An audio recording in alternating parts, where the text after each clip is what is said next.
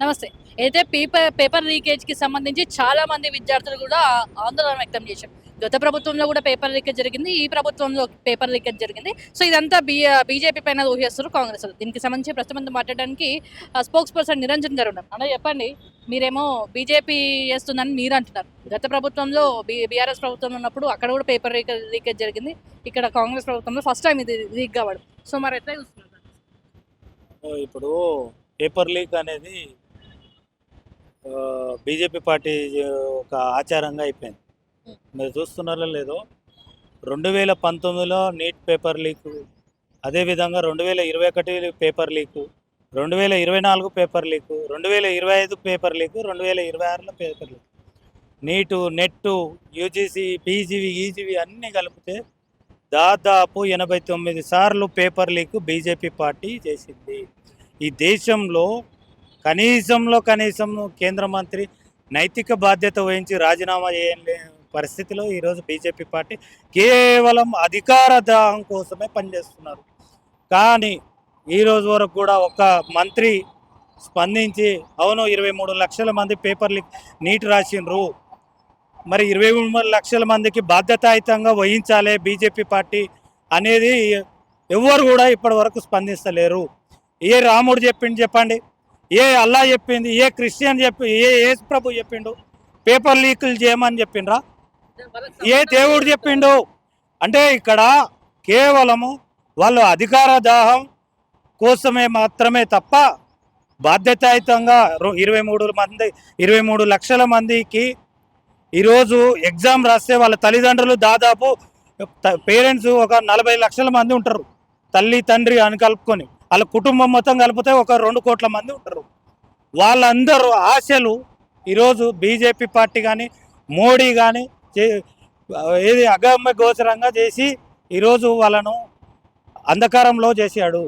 అంటే ఇది ప్రతి సంవత్సరం ఆనవాయితీగా వస్తుంటే కనీసం న్యాయ వ్యవస్థ సుప్రీంకోర్టుకు అప్పీల్ పెడితే కూడా సుప్రీంకోర్టు కనీసం స్పందించకుండా సిబిఐ కూడా వేస్తే అప్పీల్ వేస్తే కూడా సిబిఐ విచారణ చేస్తే కూడా కరెక్ట్ స్పందించలేదు, సిబిఐ కూడా సరిగా విచారణ చేస్తలేదు అనేది కూడా జరుగుతుందన్న. ఇదంతా అసలు చాలా మంది విద్యార్థుల జీవితం ఆగమే పరిస్థితి అనిపిస్తుంది. అసలు ఎందుకు జరుగుతున్నాయి, ఏం కారణంగా అనుకోవచ్చు? ఇది కేవలం వాళ్ళ యొక్క పార్టీకి సంబంధించిన యువ మోర్చా, అదేవిధంగా ఆర్ఎస్ఎస్కు సంబంధించిన వాళ్ళ కోసమే ఈరోజు కేంద్రంలో వాళ్ళ యొక్క పిల్లలకు, వాళ్ళ భవిష్యత్తు పిల్లల కోసం తప్ప ఈ దేశంలో దేశ ప్రజల యువత కోసము అనేది ఎలాంటి బాధ్యతాయుతంగా పనిచేస్తలేదు.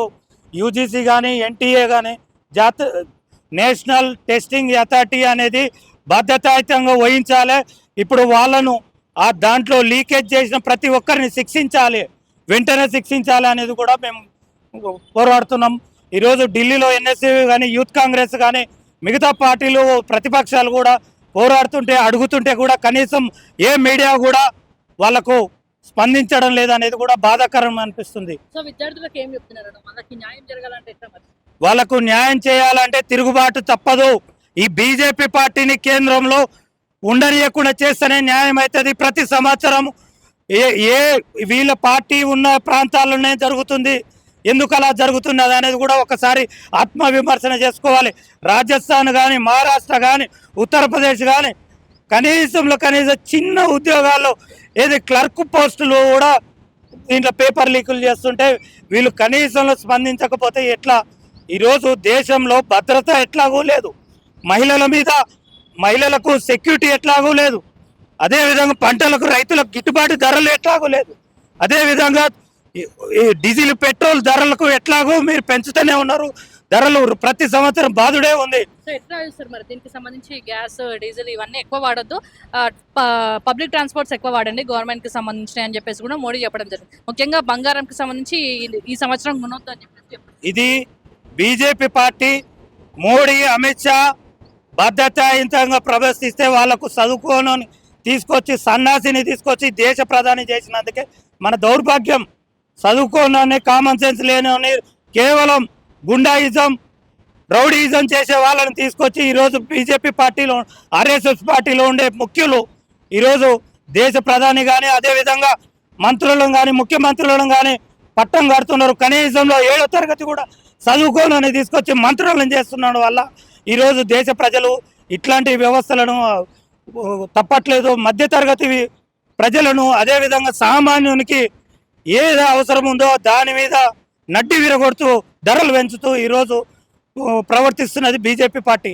ముఖ్యంగా పెట్రోల్ ధరలు, అదేవిధంగా సిలిండరు, డీజిలు, అదేవిధంగా మధ్యతరగతి సరుకులకు నిత్యావసర సరుకులలో కూడా ఈరోజు ధరలు పెంచుతుండే అంటే ఎంత దౌర్భాగ్యం అనేది కూడా మనం ఆలోచించాల్సింది.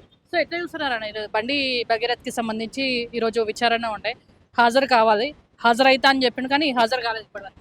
అదే చెప్తున్నామా, గుండాయిజం, రౌడీయిజం, చిల్లరగా తిరిగే వాళ్ళు బీజేపీ పార్టీలో ఉన్నారు. అంతే తప్ప బీజేపీ పార్టీ గుండాయిజాలకు రౌడీజం చేసేతోనికే ప్రవర్తిస్తుంది.